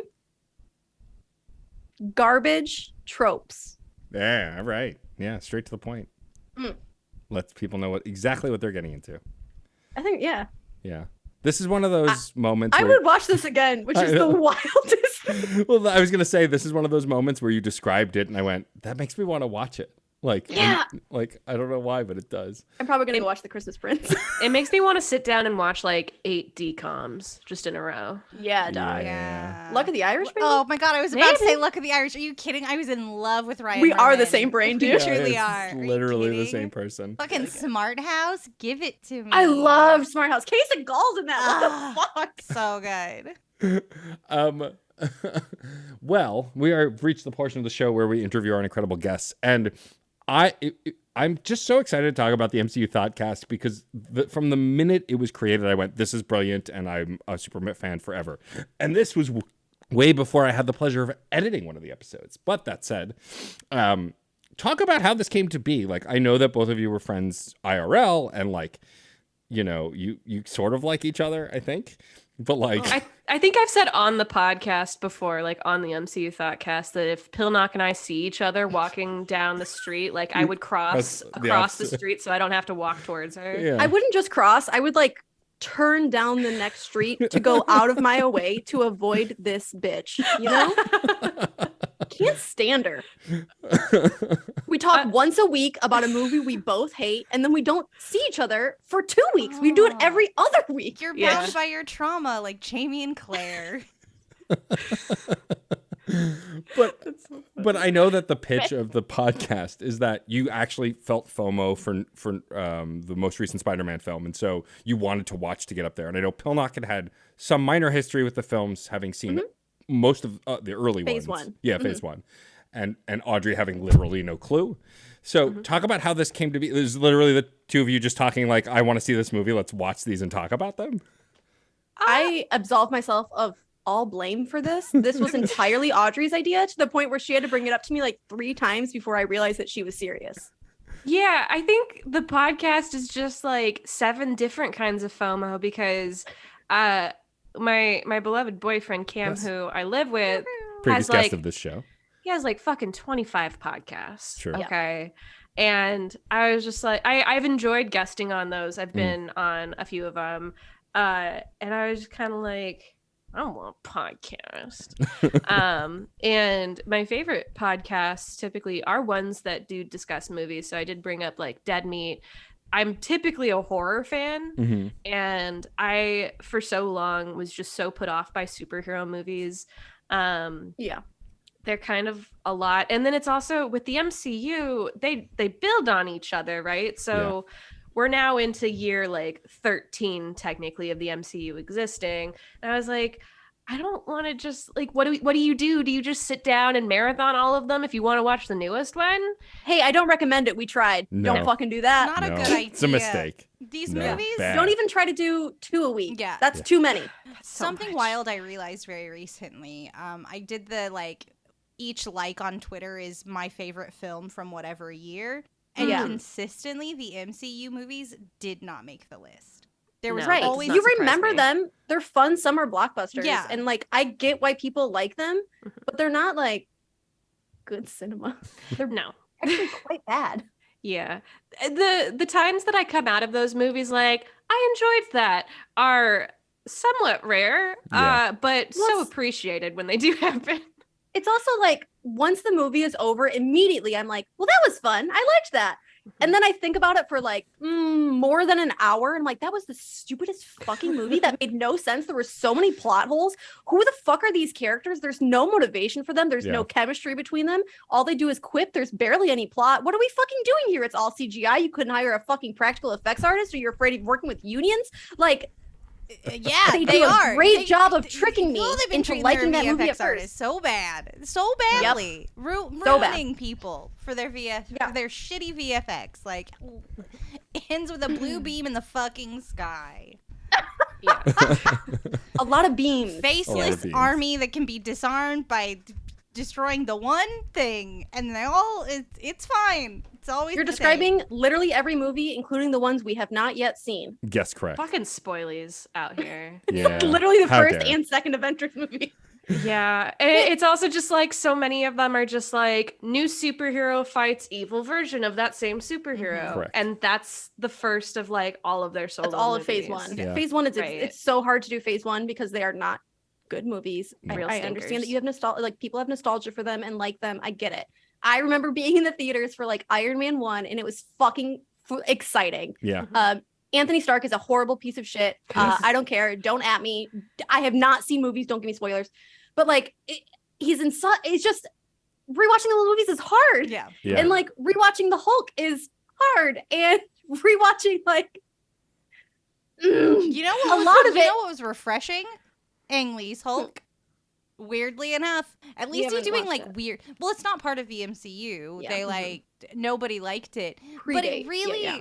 it does some like corny bullshit, and it's I trying like to corny like bullshit. do the vibe of a comic book movie. So it'll do like split Mhm. screens or panels. They do a really Mhm. funny like rotoscope explosion. It's so fun, and it's just That sounds good. yeah. Also, I will never forget that the same year that Iron Man came out, Speed Racer came out, and we chose wrong. We chose Yeah. poorly for what we should hitch our stars to. We could have had a speed We could have racer. we could have franchise. had this Yeah. renaissance of like a Speed Racer shit. You know, It could have been. It could have been the great. Fast and Furious reboot, but sooner, cooler. Yeah. more colorful, More anime as fuck. Yeah, Fuck. This is like the comparison of what the timelines would have been like if Digimon got popular instead of Pokemon. Just like, can you imagine the world that we would live in? Oh, it would be so nice. It'd World be peace. so nice. I love Digimon, and it makes me sad that not enough people like Digimon. Even though it's really depressing and actually quite horrifying. Like that franchise is not for kids. It's actually really depressing. So what I love about the podcast is that, though, like you guys don't really pull punches. You talk about how you feel about these movies. You're incredibly hilarious. Like I just genuinely laugh. It's why I mean, I've said this to the other fantastic hosts of the Some Good Shows network, but like both of you, Nate and Cam, are all so incredibly hilarious and make me feel so good. Like when I'm at my lowest, I listen to these podcasts. They make me feel better. That's so nice. What the fuck? And then like Say something mean. no, I refuse. But like Disgusting. But like what I like to refer to the most recent episode as of when we're recording that you did for Ant-Man. What's fun for me as someone who has seen all of these films and only sort of remembers most of them, like besides my favorites, but like Ant-Man's one of my favorites that I've watched multiple times. Like when you realized how great Luis was, like I got to live that again because He's so good. I love that actor great. so much. And then to like the recap thing, like it's a bit that never gets old. And like I just like to and like the realizing that T.I. was in the movie that like I'd forgotten, and then I was listening to that episode and remembered again. That was like recognizing T.I. in that movie is how I felt recognizing Stan Lee in the Princess Diaries 2 Royal Engagement, where I was like, what the fuck are you doing here? Yeah. I did come around on T.I. though. He ruled in that movie. He was Stan? great. Yeah. Stan, fuck you. Yeah. Yeah. With these movies, it's like, it is kind of nice that we're coming at it from the standpoint of like not having the super nostalgia. Like, I don't read comic books typically. And also nobody, when I ask, nobody will tell me where to start. I have tried. I have the like Marvel Unlimited, like I pay for it for some reason. And I will go through and I'm like, where do you even start? Where do I start in the 80s? Tell me what hero you want, and I'll tell you where to start. Yeah, it depends on the it depends on the hero and the run. Like I've tried it too. I wanted to start reading the Guardians of the Galaxy books after the movies back when I was an idiot and thought they were the best version of the Guardians. Fun fact: I'm just going to reinforce something you've already asked, but definitely play the game. It's better than the movies and has nothing to do. I with them. downloaded it. It's like 400 goddamn gig. It's the biggest fucking game. I downloaded it and I had to uninstall it because I was like, I'll get to it when I get to it. Yeah. This isn't a sits on my hard drive until it's time game. No, that's fair. But like, I think it's really brilliant to do this because, again, like I liked Age of Ultron a lot when it first came out, mostly because like I was so excited the Vision was there, and I genuinely liked Ultron's performance in it originally, but then I rewatched it and went, oh no, is this really a bad movie? And then so like listening to y'all talk about it, I was like, oh, I don't know if this is a bad movie, but there are definitely a lot of bad moments in it. And like, we do have the advantage of like some of the nostalgia has worn off for people, so we do get away with being a little harsher than we could have been at release. Right. Like at release, if we had reviewed, we haven't seen it, no spoilers, Multiverse of Madness, which is the most recent one I think that came out, or Thor Love is and the Thunder. more recent. Love and But Thunder. Well, we're never going to give Thor a bad review. He's perfect. But if we gave Doctor Strange a bad review immediately after it came out, like we would have been fucking roasted. People like Marvel fans are not nice. No. But we're a decade removed for a lot of these now. And I think people are a little more open to being like, yeah, they've grown a lot since this movie came out. And it's okay to admit that this one wasn't so great. Yeah. But I have had Ultron stans pissed at me about our review of that movie. They're like, we loved it. I was like, I don't care. That's funny. I don't see it as much, and like the Some Good Shows community is genuinely this was like outside of community. Yeah. Our people would never. I don't go sweet. on Twitter. Yeah, the Some Good Shows community itself, like there are a lot of people in there who really do have that love for Marvel. Lots of big comic fans, and then people who also love the movies, and they've been genuinely like pretty cool about it all. We're like. After we released Ultron, I think people. I felt so bad. I felt so bad about that really episode. liked that movie at the time. Yeah. Which I don't know. Maybe if I had seen it at the time too, back when it wasn't worn out. I have no idea. I don't know where I was in 2010, and you can't prove anything. But no, it was like high a lot school? of people were like, I really liked this movie, but now that I've heard you guys talk about it, it's like, I don't know if I'm just misremembering things or it's nostalgia. Maybe I'll go back and watch. And it's like, Disney Plus, you're welcome. Yeah. But It's also like a lot of the things that were annoying and exhausting and overdone to us now perhaps were not yet overdone Mhm. then. Right. Like it took a while. Like Joss Whedon's writing style is a potent spice that works in some scenarios really well and most scenarios really poorly. Avengers. So like I don't know, it wasn't exhausting probably at the first Avengers, right? Right. We Mhm. did have Buffy, Dollhouse, Firefly, blah blah blah. Like we Yeah. had tons and tons of Yeah, his stuff. he's coasting in we on had, a lot you know, of fucking goodwill into this. Yeah. yeah. For- Yes, and like Absolutely. the Joss Whedon is my master shirts that nerds used to Oh, wear. God. Nice try, you fucking assholes. I know Yikes. those are in your closet still. Burn Ew, those. like- what? Hey, burn those. Oh, it's- you it got was a whole one? phase. Hey, if you got one, burn it. Just burn it. It's Yeah, fine. they're like You don't It have was to like- say anything. Don't tell anybody. Just Burn get rid it. of it. Just get rid of Yeah, it. just burn it. you can cut off the bottom of it like you're making a crop top, but just use the bottom as a rag and Yeah. throw the top away. There you go. Tips from me. There you go. But those things weren't probably exhausting then as they Right. are now, and it's a bit of a crutch that Whedon leans on. It's Yeah. it's not good writing if the only way the writing is good is by using these crutches. Yeah. Oh, fuck, is that ableist? I don't know. Let me think of a different Band-Aids. Okay, Yeah. Bandits. starting over. Okay. Whedon's writing style relies so much on these like little Band-Aid fixes to like bridge the gaps between whatever the fuck he's doing that it makes his overall writing weaker when you remove those Band-Aids and like when you're really aware of what they're covering up. So like you are aware that like he's relying so much on these quips because he's not really great at writing character development. And you realize, you know, he's really relying on Tony Stark because he's not good at writing Steve in America. And you're Yeah. like, he can't write women, Steve in which is America. astonishing given Well, his history and reputation. I was But, gonna like, say, like Black Widow, all of Yeah. her quips are in the flirting are like to hide the fact that there's no actual Yeah. chemistry between her and Bruce Banner. Yeah. So it's just like she'll make a flirty little quip and then like it'll get serious and I'm like, there's nothing here. Yeah. It's bad. Yeah. I mean, So I understand why people liked him. Yeah. I'm trying to not be mean. I get it. Well- I probably liked them too. well, yeah. but- I mean, I think the reason I like the show so much also is because I hate fandoms now. Like, I refuse to Yeah. talk about Star Wars. Because I also I am won't. someone who loves all No. Star Wars. Obi-Wan loved it. Boba Fett loved it. And I don't want to hear why people like. I understand the critiques, but like, I don't want to hear you poo-poo on it because like I don't want to have that conversation. But like, we also could not have that conversation. You're not required to like things, and you're also not required to tell people why you don't like things. And so, what's refreshing about the Thoughtcast is you both try to have a good time with it. You're never belligerent. Well, sometimes you're belligerent, but for the most part, you're trying to have a Depends good on time the with it.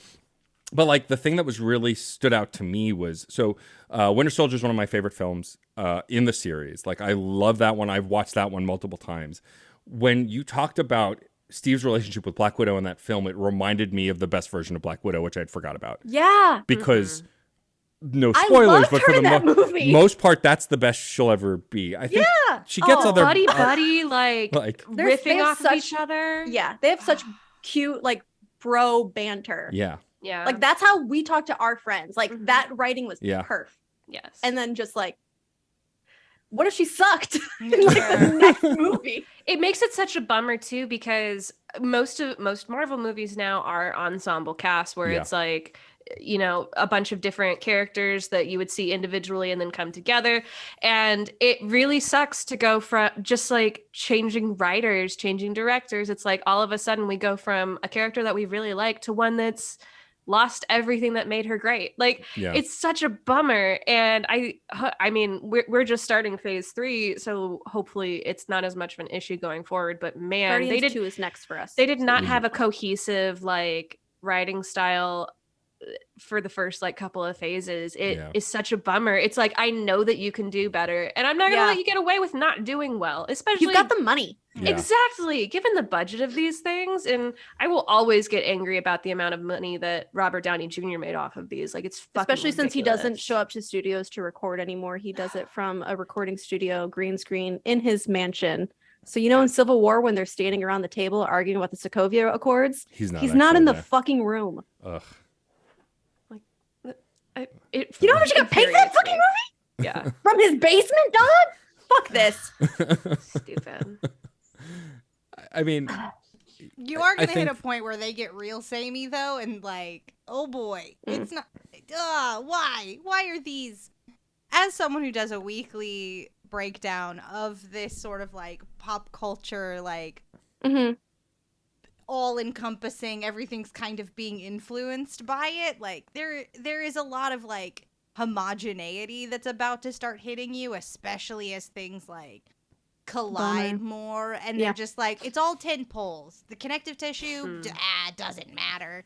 Like, Yeah. even if like Downey was like recording from his basement, at least give him 1 or 2 scenes where he's in fucking AA. Like, come on, completely Yes! dropped this. Like, Or PTSD therapy. Fuck yeah. I would like to There- send all of the creators of the MCU over to Outlander for how to handle the fallout after Trauma. traumatic events. Just saying. Spectacular. Yeah. No, you don't just Call Kevin forget. Feige. Yeah. Kevin Yeah. Hyvee. We don't have to do this. He's not Paul Feig. I also will always be so appreciative to people that don't correct me on these things in the episodes because Oh, no. I've mispronounced in our podcast too because I'm not going back and fixing shit. No. Or I'm just like mispronouncing Fahey. Doesn't I matter. think I said Hyvee. it with real confidence too when I did say I it think you wrong. corrected me. I think I might have. Yes, I think so. I'm so sorry. I don't think I corrected you. I think was like, I think it's this. That's fair. Yeah. I'm the last person to ask on anything like. I'll pronounce his name right when I respect him. Yeah. Ooh, get him. Mm. Get him. I'm curious. So, I mean, in theory, you'll catch up. I don't know, right? But in theory, you will. We have a spreadsheet. Right. So, have you considered the kinds of things you might do as you catch up, or like you've jokingly mentioned Patreon episodes because I've been belligerent about being on a Venom Patreon episode because I love those movies, love my stupid alien himbo. But like, I'm just curious what kind of because I know y'all are trying to change things up a little, and like you switch to how frequently you're recording and watching so you don't go insane, and like want to build this out a too little late. more. So I'm just Lost it. I'm just curious what kind of ideas you have for like how to shift things, maybe grow it, change it, those kinds of things. The nice thing about the MCU being as massive as it is that we are, I think we are scheduled out through like 2023 Or 2024 even. And I think the way that our schedule has it too, we don't even break down like the TV shows into like how we're going to do those because we haven't Right. really decided like how many episodes of a TV show we want to turn into one podcast. Right. So like So right now the spreadsheet lists WandaVision season 1 as one podcast episode, which it won't be. It'll probably No, be there's 2 no or way. 3. Yeah. But like so we're even further than that. Yeah. But So- we do finally get to watch Spider-Man like next week. Yeah. Dude, we started this so long ago just so that we could watch Spider-Man and we're finally fucking here. Woo woo! Yeah. Amazing. I think somebody had mentioned like, oh, I can't wait until you guys are done with the caught up with the MCU because then you can do like Star Wars or something. And I'm like, Nope. no, thank you. One will never be free. Kevin Hyvee has announced, what was it, 70 new movies or some shit? Yes. And I a didn't bunch of pay TV atten- shows. Oh, I would like to call out somebody right now. Yes. So Damn. I Do wasn't it. paying attention to the San Diego Comic-Con stuff. That's when they announced, yes. Get his ass! I'm ass! going to. I'm coming after his Lucky. entire family. So, didn't pay attention to the San Diego Comic-Con stuff. Right. And that's when they were announcing all of these upcoming Marvel projects. And I look on Twitter and Andrew Cogswell has tweeted at Biggest Wiener at Pilnok, did you see that Joss Whedon is going to be writing one of the new Avengers movies? And the amount of panic that I I had literally just finished editing Age of Ultron and joined VC. And Cam said, hey, Pilnok, have you checked Twitter? And for some reason, I hadn't. I was getting better. But Cam said, go check your notifications. You've been tagged in something. It's like, haunting. So I checked my notifications and it's Andrew Cogswell after my, 12-hour editing session of Age of Ultron telling me that there's more Joss Whedon. I was about to You fucking imagine? end it, bro. I was gonna fucking drive my car into my house. Oh man. Yeah, I That's not funny, Andrew. You're a bad man. And that's not true. it's hard to right? describe. No, not it's true. not It's not true. true. Because my No. heart got so sad. Oh, I'm so sorry. I'm no, really it's sorry. 100% not real. No, it's fine. It's like, No, oh, Andrew was free fucking of him. with us. That motherfucker. I just no. You're I'm gonna ruining get your ass, lives. doe eyes. Ruining my life, ruining my entire night. Literally, like after Pilnok watched Age of Ultron, like recording that I think we episode took a was like 3-week break after that. yeah. Well, also because we got COVID. Oh, that's good, Yeah. We're so close that Pilnok and I got COVID together. Amazing. But Cam did it. But Cam didn't. That bastard. Screw that Cruelty. guy.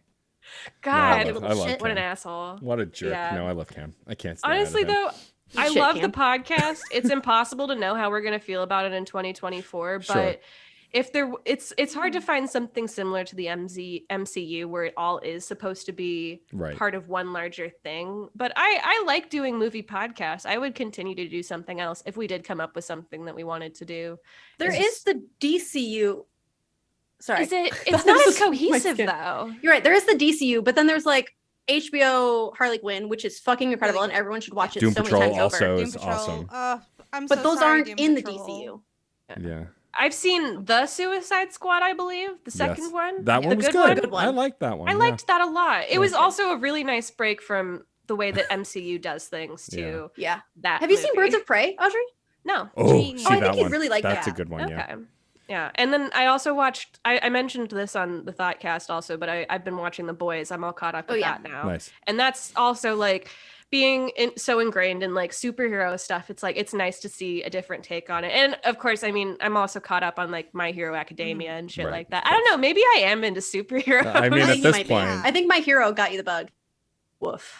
That's But we do have we have discussed several things as possible offshoots yeah, back to that original bit with just like we've talked about, like you said, Venom. yeah. We've talked about maybe doing something with previous Spider-Man movies that Mhm. aren't technically, but maybe they are technically, but maybe they aren't technically, but maybe they are technically, you know what I'm saying? We've talked about like, I perhaps haven't said this to Audrey yet, but I do think we should do Shark Boy and Lava Girl. Ooh, Oh my Yes. God. I would love Great that. superheroes. I But, like, would Gay love rights. that. Yes, but like just like weird shit like that, like Yeah. any superhero, whatever. Like why the I fuck think we wouldn't talked about doing Sky High. we talked about Sky High. We've talked Yeah. about Kyle XY a lot. I Oh really do God, need yeah, we to- almost watched that the other I night. need you to watch that like original Punisher movie. Oh, I thought you were gonna say the Oh. original Kyle. No. XY. Oh God, what year did that come out? Okay. Not Warzone. The Dolph Lundgren one or the I didn't even know there Thomas was a Jane? Punisher movie. The Thomas The two? Jane Oh, one. yeah. The Thomas Jane one. Yeah, that came out yeah, in 2000 yeah. something. Yeah, It's- yeah. it's Yeah. oh my Something. gosh, It's Still before. something. Oh, it's same something year as else. my movie. I Well, it's also like don't watch The Crow there's though. also- It'll ruin your life. Don't watch The Crow. Oh. I've seen The Okay. Crow. But there's like Jessica Jones, yeah. which Yeah. I've seen the first season of that, and that was phenomenal. Yeah, There's I like yeah, that. I Luke like Cage. that. Yeah. Daredevil. Gotham. Gotham. Cloak and Dagger, which is also there's the terrible Inhumans show that they tried to make work I thought- and it didn't. Are these DC or just more superheroes? These are more like These are all Marvel. yeah, these are Marvel Okay. stuff. Cloak and Dagger is Yeah. Marvel. Ooh, Yeah, Yeah. Runaways also is a Marvel. I've heard really good things about Um, Runaways. I'd But I watch think Runaways is X-Men. MCU, isn't Yeah, it? because Yes. they We'll get to that one. reference Don't worry about it. like the characters from like the. Well, I mean, we'll greater get to MCU, it. Yeah, I was Yeah. gonna. there's a lot. They just I've like never heard shopped of the that. shit around. Yeah. I haven't watched Too too much much of it. content. You could always watch Agents of Shield, and that would keep you busy. I have seen Agents of S.H.I.E.L.D. and I fucking loved it. I loved it too. The Ghost Rider season I'm was my favorite. enraged. Yeah. Which is why spoilers, MCU spoilers, everything spoilers. Audrey, this isn't spoilers for you. Oh, okay. Well, you kind of know, but whatever. In the fucking Agents of S.H.I.E.L.D., Coulson returns. Yeah. And I thought when Coulson died in the movie, I was like, who cares? He comes back. And I was so fucking cocky about it. And then Kim and they were like, he doesn't. He doesn't come back. And Audrey and I were just like, I don't understand. What do you mean the best character doesn't come back? He's Both just of us gone? went to that episode with the like, oh well, that's not it forever. He's coming back. He's not Uncle Ben. He's immortal. Everyone comes back. It's fine. And then he didn't. He didn't. Fuck you, Joss Whedon. I'll never forgive. No, never. It's funny. I had more questions, but I think this whole tirade was just the best advertisement for your podcast ever. That's what I'm thinking. I'll take that. That's nice. In all seriousness, it has become one of my favorites. I've also told Nate and Cam several times that like the video game robot show got me through the ordeal with the fire of my apartment. Like just listening to that, binging it. Like I love this network. So silly. It's so stupid and great. And like stupid is the best compliment I could give anybody. But like 100%. I think this show is great. I hope that y'all do it forever until you're old, which for Audrey will take much longer. That's so mean. That's so mean. Don't wish this on us for life. We need to be done. Yeah, my MCU brain is like, I'm a human. I need closure. We're never getting closure. I've hit the point of my relationship with the MCU where it's just like, could it end? Could it end? Yeah. Could we be done? Can we have an ending? I'm so. I think I would be okay with it if it was like 1 or 2 movies a year, but I've been watching them every other week. It started out as 1 or 2 movies a year. That's And true. now they're is like, true. It's not that way 10? anymore. And 10 a TV year? shows? It's been Back to back? It's been a decade when I fully checked in to this like cinematic universe nonsense. A baby wants to nap. But we have to ask you both our final question. But before we get to any of that, and before we thank some folks, I would love for both of you to tell folks where. I'll get the words out eventually. Just bear with me. Yeah, do your plugs. Tell folks where they can find you, where they can find the show. You don't have to tell them where they can find you if you don't want to. Yeah, you can also just where you can find the show. That kind of but stuff. trust our listeners are really sweet people. Yeah, all it's true. all 4 of them. I don't recommend following me on Twitter, like in general, or being on Twitter in general, but I am Pilnok on Twitter. Yeah. The pod is at MCU Thoughtcast, THOT, because we some dumb hoes. Absolutely. Our group chat for Some Good Shows is Some Good Hoes, by the way. How cute is that? I love that. That's very sweet. I think Nate came up with it. Yeah, they did. But so MCU Thoughtcast on Twitter, Pilnok on Twitter. Yeah. That's all I got. I'm at Biggest Wiener on Twitter. Yeah, you are. Yeah, you are. Yeah, it was really fun when my parents found that. At Littlest Wiener is our legal representative. Yes. If you need any documents signed. Yes. And the podcast is under the Some Good Shows umbrella. So you can find it on Spotify, Apple Podcasts, wherever. And we release every other Monday. Yep. Unless In you're chronological a patron. order. So easy Yep. to follow. Yes. I did it right now while they were plugging. There you go. So Just you like have that. no Just like excuse, listeners. I think we're already following Screen Snark. Probably. I don't remember. Also, I love when the Thoughtcast tweets because I can almost always tell who's actually crafted the tweet by the language Yeah. used. It's very fun. Sometimes I'll tweet and then Pilnok will be like, did I tweet that? Yeah. I legitimately will forget due to unsobriety and having an ADHD blah, blah, blah, brain that I'll see a tweet and be like, that's really funny. I don't think I tweeted that. And DM Audrey and be like, did you tweet this? Good tweet. Good. Oh, I don't know. People ask me who tweeted this one. I'm like, this isn't a bit. I don't know. It could have been me. It was Roll Toby. flip a coin. It was could be Toby. Toby. It was Toby. Haunted. Haunted Twitter. Sometimes your house is cursed. Sometimes you're cursed. Sometimes your Twitter Sometimes your accounts podcast. are cursed. Spooky, scary. But thank you both sincerely so much for coming on the show. I adore you both. I'm so glad that we're internet friends. You more. Oh, stop. But now we and Rachel will thank some folks because that's what we do in the show. yes. What is wrong with me tonight? It's very warm. I'm melting. So warm. Yeah, so it's warm. wild. I would like to extend an incredibly warm thank you to John Presnell for the use of the song Aurora off the album Fair Game featuring Stefan Rimble. What a smash to get us into this and out Truly. of this show.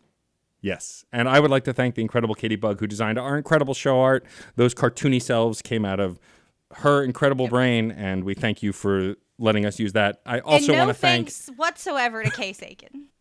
None. Always going for him. Get him. None Get for him. you, Case. My Case Aiken my designs rival. our episode art, our episode art for each episode. Fight you. But Rachel I'm Stoll is holding learning her to breath. body slam people, and I'm gonna body slam Case Aiken one day. That's true. Rachel is in wrestling Get 'em. school. It's true. Get their ass. Get 'em. Rules. Also, thank you, of course, to the Certain Point of View network of podcasts. We love being a part of the Certain POV family. They haven't fired us yet, mostly because I have too many shows on the network. It's but true. that's another and story. hey, we're also bringing legitimacy to the network. We're gonna be at a panel at FlameCon. Yes. Yes. August 20th. at 2 Yes. p.m. in Panel Room Panel B. Room B. Where's FlameCon? It's in New York. It's at the Sheridan. It's a 2-day, it's sometimes 3, but this is its first time back. It's a 2-day all queer comic book convention. And Oh, fuck yeah. we're doing a panel about queer-coded villains in horror games. Yep, Which it's is, called which is really great Venom for the two of gay. us. A couple of cowardly babies. Yes.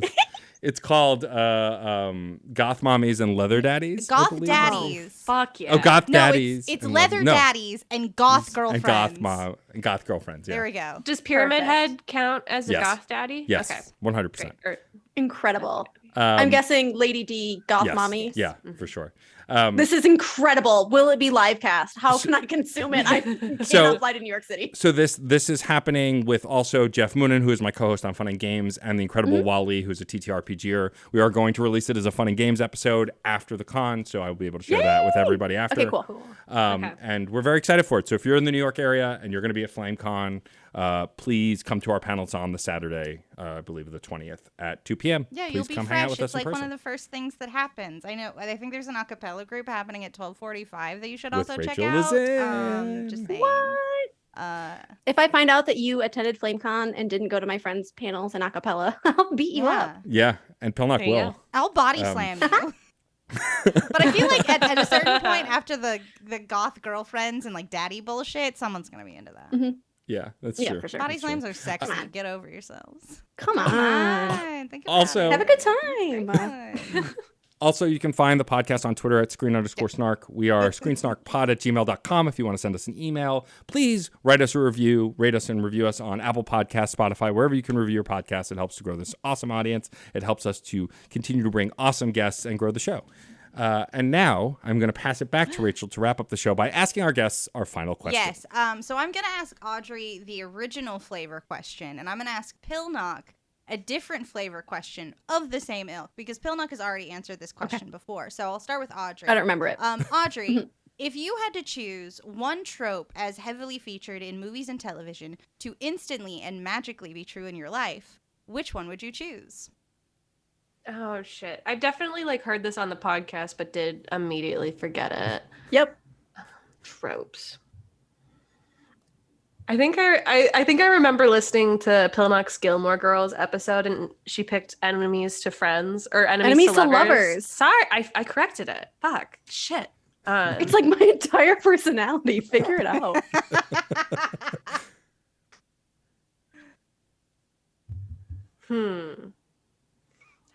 I like the romance tropes. I think I would like to Okay. do more dramatic kissing in the rain. Yeah, that's a good Oh, one. That's a good one. That's so sweet. Cam, get on that shit. Yeah. Make it happen. Yeah, what the fuck? What are you doing, I'm not Cam? telling him. He can either listen to the episode or somebody can tell him. Yeah. It hasn't rained in like 4 weeks. There you No, it's actually awful. And Pilnok, I have to know, out of all of the tropes that you have currently encountered in the MCU, which trope would you choose? She Fuck. has to fight evil Pilnok. That's just a good Pilnok, actually. That's just therapy. That's just That's I'm true. already doing it and losing. God, what are the tropes in the MCU? The problem here is that I do forget everything the second I consume it. Can I Google tropes in the MCU?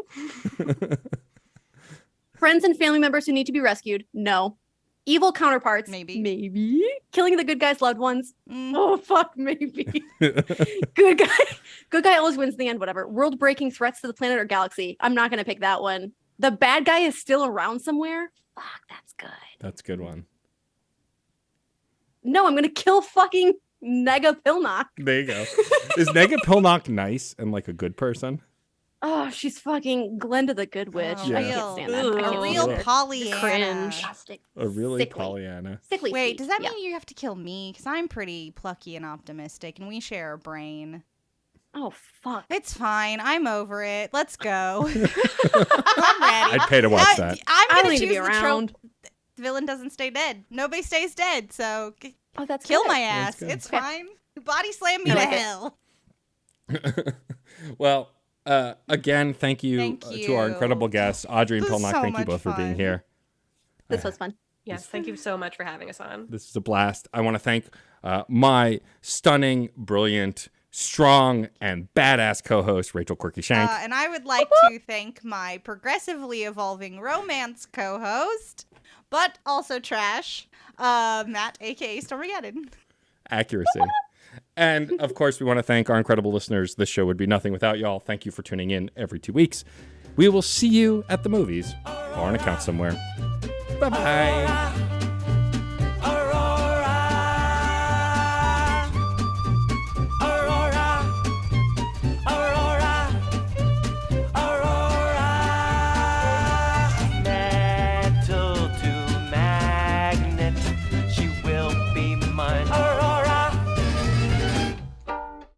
So, I have a question. Have you ever wanted to get into comics, but you just didn't know where to start? Well, welcome to Comics Quest. I'm JD Martin, and every week I sit down with a guest to talk a comic that I think anybody can pick up and start their comics reading journey. We take a look at psychedelic sci-fi, fantastical action, heart-wrenching love stories, and of course, superheroes. So check us out at certainpov.com or wherever you listen to your podcasts. CPOV. CertainPOV.com.